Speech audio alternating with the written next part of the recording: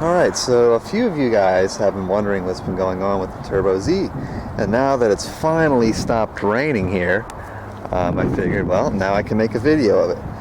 So, since the last video, not a whole lot has changed. Cosmetically, it's basically the same. Of course, the aesthetics of this car are least of my concerns. The last time I addressed some mechanical concerns I had with the car, and that was, I think I mentioned that, it didn't like to, it seemed like it was fuel starving, once you got over 4,800 RPM or so, it feel like it would be kind of cutting out and struggling to rev.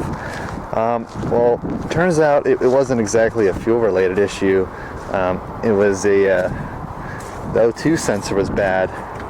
I was doing some looking around on the forums and some of the Facebook pages for these cars, and I got a lot of general stuff like, oh, check the factory service manual and do all that.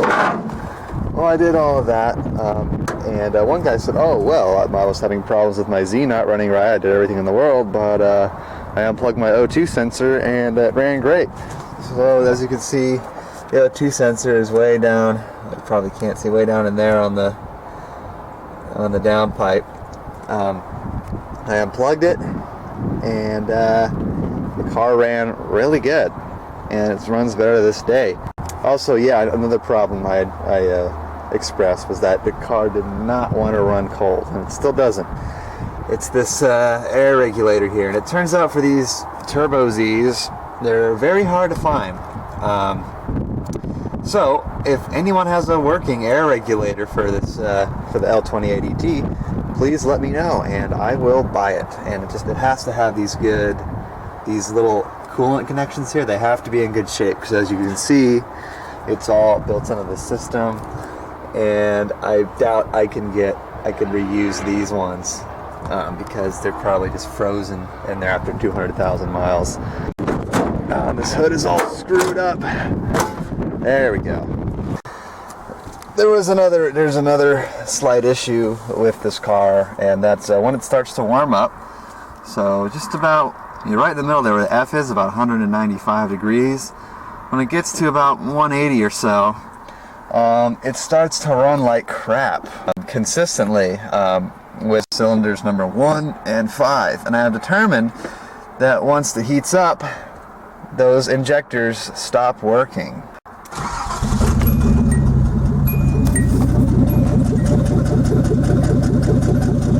Yeah, it sounds like an old steam engine.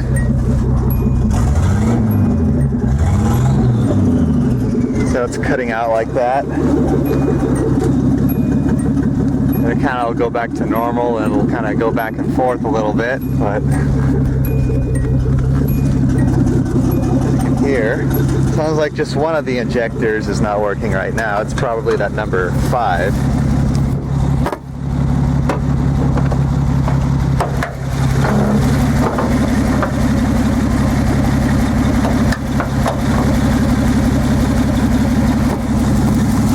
So you can see here how the engine is shaking. What I can do is I'll take a screwdriver and I'll put it against one of the solenoids, and then I'll put that into my ear, and I can hear it going click, click, click, click, click. Then I have to go to number 5, and I don't hear anything. I'll try to do it with the camera, see if you guys can tell. Not sure if you're able to recognize that, but now we'll go to number 5.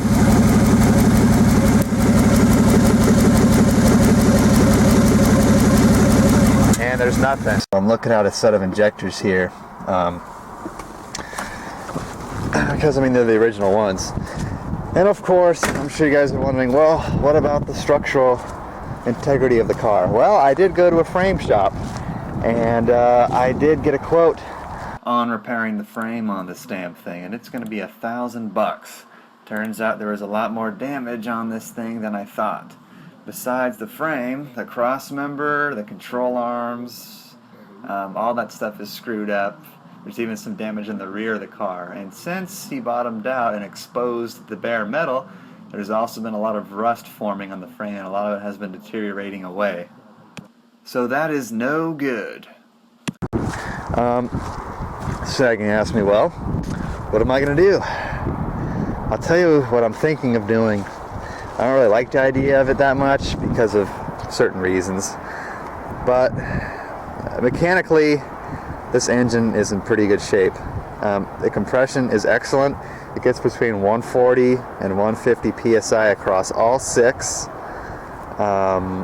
It doesn't knock, it doesn't tick, and like I said, it's partially rebuilt, and the hydraulic lifters are all new, ready to go another 200K. So with that in mind, I'm thinking of taking this L28 ET out and putting it in my Brown Z, because I mean honestly, the rest of this car is just completely screwed, unfortunately. I guess no one really had the money to fix it, and it's just kind of gotten worse and worse from there. So it's kind of a shame. I kind of wanted to build this car as it is, but due to the fact that the frame is all messed up and that's going to cost a lot of money, I'm thinking I'm going to swap the engine. Total cost to swap the engine over, of course, I'm going to swap over all the electronics. It's going to have a new clutch, new motor mounts.